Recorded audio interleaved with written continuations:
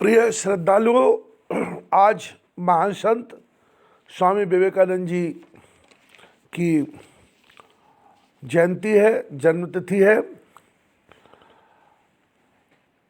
महान संत रामकृष्ण परमहंस के शिष्य मठवासी संत स्वामी विवेकानंद जी का जन्म 12 जनवरी 1863 को पश्चिम बंगाल के कलकत्ता नामक शहर में हुआ था।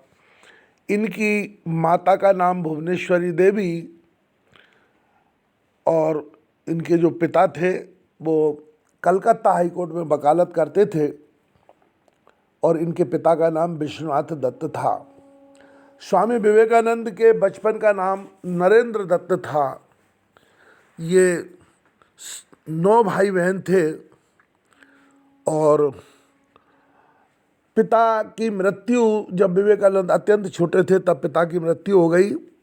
पिता की मृत्यु के बाद घर में घोर गरीबी का साम्राज्य रहा।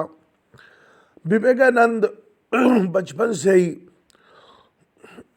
अत्यंत प्रतिभाशाली थे। स्मरण शक्ति अति तीव्र थी। एक बार जिस पुस्तक को पढ़ लेते वो उनको कंठाग्र हो जाती थी। विवेकानंद को जब रायपुर में पढ़ने भेजा गया तो विवेकानंद अपने शिक्षकों से एक ही प्रश्न करते थे कि आपने ईश्वर को देखा है। और कई प्रश्न उनके इतने तार्किक होते थे कि उनका जवाब देना अध्यापकों के लिए बहुत कठिन होता था। अंत में कलकत्ता के ईश्वर चंद्र विद्यासागर जी के कॉलेज में इन्होंने प्रवेश लिया, वहाँ अध्ययन किया। वहाँ भी इनके इसी प्रकार के प्रश्न रहते थे। सभी शिक्षकों ने इनको कहा कि भाई आपके प्रश्नों के उत्तर दे पाना हमारे लिए संभव नहीं है। कलकत्ता के पास बेलूर एक स्थान है, वहाँ दक्षिण में काली का एक मंदिर है, मठ है। वहाँ रामकृष्ण परमहंस नाम के एक सन्यासी रहते हैं। वो सन्यासी आपके प्रश्नों के उत्तर दे सकते हैं, आप उनके पास जाइए। 1881 में, सन 1881 में उस समय देश में अंग्रेजों का राज्य था। नरेंद्र दत्त रामकृष्ण परमहंस के पास मिलने बेलूर मठ पहुँचे। मठ का दरवाज़ा बंद था। दरवाज़ा खटखटाया। नरेंद्र दत्त ने अंदर से आवाज़ आई, कौन है? नरेंद्र दत्त ने कहा, मैं यही जानने आया हूँ कि मैं कौन हूँ। बाबा ने कहा, बेटा मैं तुम्हारा ही इंतज़ार कर रहा था। मैं न जाने कब से तुम्हारी प्रतीक्षा कर रहा था और आज वो मेरी प्रतीक्षा पूरी हुई है। नरेंद्र को बाबा ने दरवाज़ा खोल करके अंदर प्रवेश कराया, अपनी छाती से चिपका लिया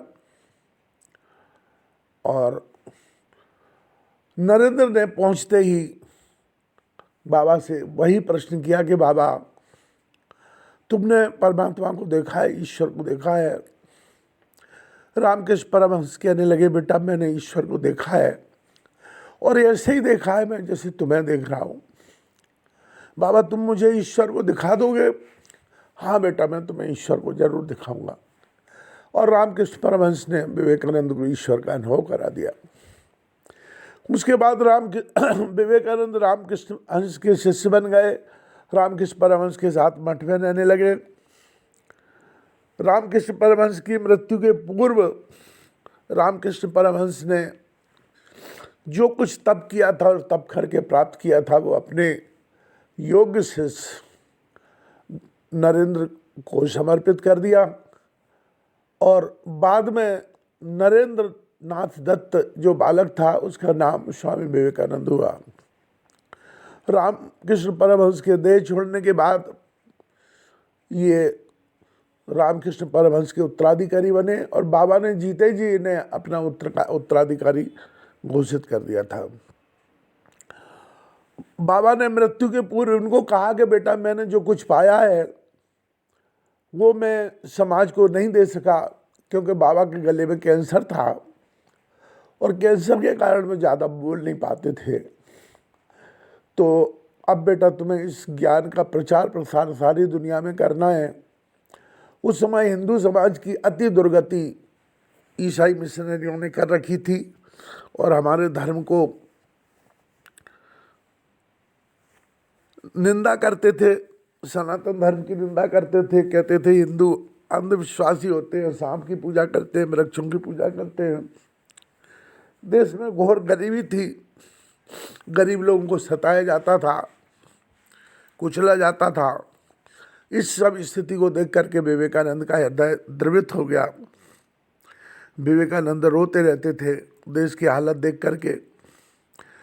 कुछ दिन बाद विवेकानंद अमेरिका चले गए और अमेरिका के शिकागो में 1893 में विश्व आध्यात्मिक सम्मेलन आयोजित किया जाना था।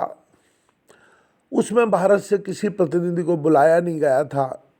विवेकानंद ने अमेरिका वासियों की सहायता से, एक भद्र महिला ने, पढ़ी लिखी महिला ने इनकी मदद की और इन्हें उस आध्यात्मिक सम्मेलन में 1893 में 1893 में प्रवेश कराया। इनका वक्ताओं की सूची में कोई स्थान नहीं था, परंतु उस महिला के प्रयास से इनको समय मिला और जब समय मिला, बहुत थोड़ा सा समय इनको दिया गया था, विवेकानंद ने बहनों और भाइयों से अपना निवेदन करना शुरू किया। जबकि वहाँ सारे जो वक्ता थे वो जेंटलमैन और जेंटल लेडीज बोल रहे थे, विवेकानंद ने जब बहनों और भाइयों से निवेदन करना शुरू किया तो सारे हॉल में तालियों से गूंज उठा और श्रीमद् भगवद गीता उपनिषदों के आधार पर इतना सार गर्भित, इतना उच्च स्तरीय प्रवचन स्वामी विवेकानंद जी का रहा कि सारे अमेरिका के और अनेक कई देशों के अखबारों में फ्रंट पेज पर विवेकानंद जी का फोटो था और विवेकानंद जी का प्रवचन था। और सारे अमेरिका में कहा जाने लगा कि जितने इस धर्म सम्मेलन में, आध्यात्मिक सम्मेलन में विद्वान आए हुए हैं वो सब एक तरफ, और विवेकानंद का अगर मूल्यांकन किया जाए तो विवेकानंद सबसे भारी है।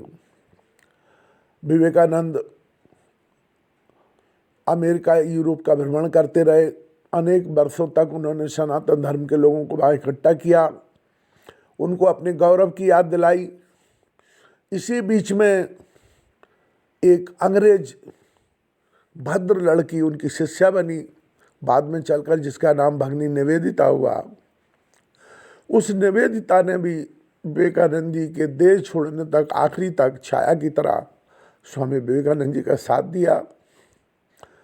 और जब विवेकानंद जी यूरोप में सनातन धर्म का झंडा लहराकर, हिंदुत्व का झंडा लहराकर भारत में आए, वो भगनी निवेदिता विवेकानंद जी के साथ में आई।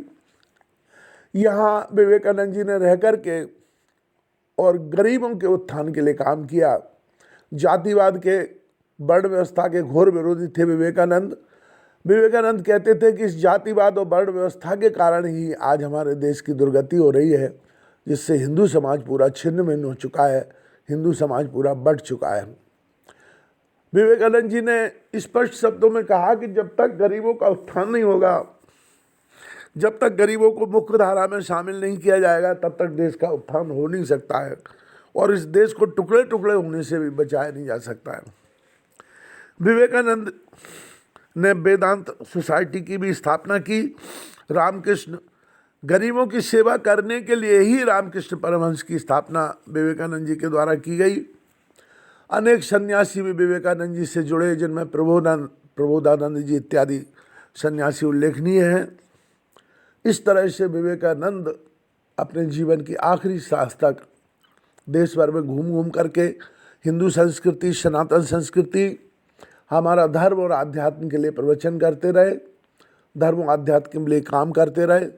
उनके प्रवचन अनेक पुस्तकों के रूप में हमें प्राप्त हो जाते हैं।